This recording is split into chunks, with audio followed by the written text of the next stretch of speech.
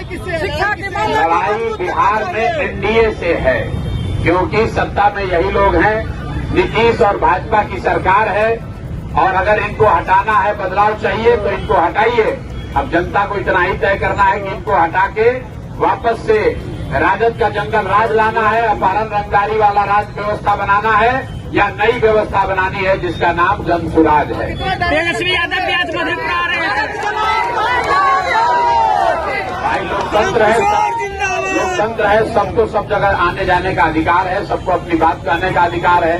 लेकिन राजद जो है वो एक्सपायर दवा है, उसको 15 साल आप खा लिए, देख लिए, उससे आपका इलाज नहीं हुआ। 15 साल राजद की सरकार में बिहार में जंगल राज रहा, अपहरण रंगदारी, बिजली, पानी, सड़क सब बर्बाद। तो अगर आप फिर से उन पर भरोसा करके फिर से राजद को वोट दीजिएगा तो अपहरण रंगदारी के लिए तैयार रहिए। शेर बूढ़ा भी हो जाएगा तो मांस ही खाएगा, दूध नहीं पिएगा।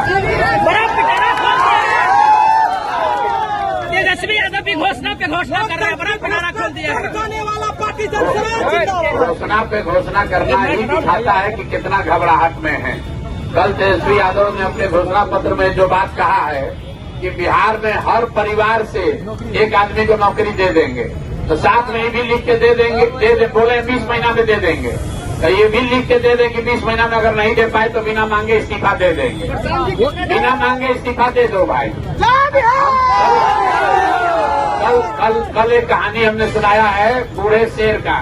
जब शेर बूढ़ा हो गया और शिकार करने की स्थिति में नहीं रहा तो सोने का कंगन लेकर बैठता है, और इस चक्कर में बैठता है इस सोच से कि कोई राहगीर चलता हुआ सोने के कंगन के लालच में आएगा तो हम उसको खाएंगे। तो तेजस्वी यादव राजद के लोग वही लालच दिखा रहे हैं कि बिहार की जनता उस लालच में फंसे, और फिर सरकार में आ जाए तो फिर अपना रंगदारी, अपहरण, लूट मार, हत्या चालू करें।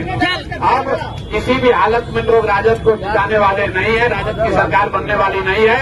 और मधेपुरा की जनता से ये आग्रह करना चाहेंगे, आपके जो विधायक हैं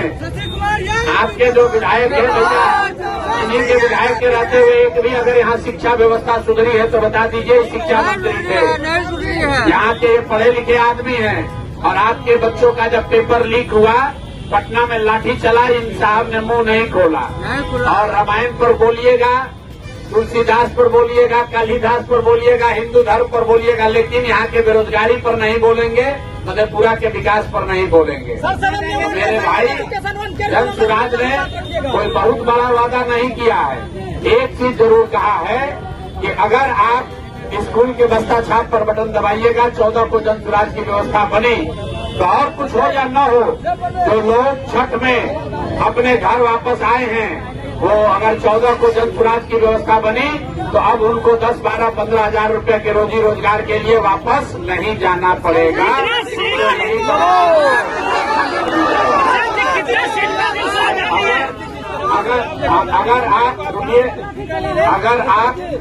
अगर आप फिर जाति धर्म के नाम पर वोट दीजिएगा तो छठ के बाद पीठ पर झोला बांध के दिल्ली, बॉम्बे, कलकत्ता, तमिलनाडु, गुजरात जाने के लिए तैयार रहिए। अब साल भर फिर मधेपुरा का, अपने गांव का, परिवार का मुंह देखने को नहीं मिलेगा।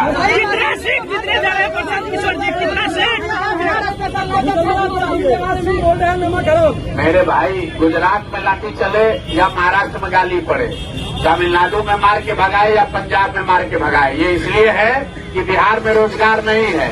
और बिहार में रोजगार नहीं तो अभी सरकार बन रही है। 20 वर्ष से जो नीतीश और भाजपा की सरकार है, आपको रोजगार नहीं मिला, आप गुजरात, तमिलनाडु जाके मजदूरी कर रहे हैं, तो फिर जाके वोट दोगे, फिर जाके वोट उसी को दोगे तो आपका कैसे सुधार होगा। इसलिए ये प्रशांत किशोर की, ये खाली प्रशांत किशोर की लड़ाई नहीं है, ये प्रशांत किशोर की लड़ाई नहीं है, ये आपकी लड़ाई है। अगर अपने बच्चों के पीठ से मजदूरी का बोरा हटाना चाहते हो तो स्कूल का बस्ता पकड़ाइए।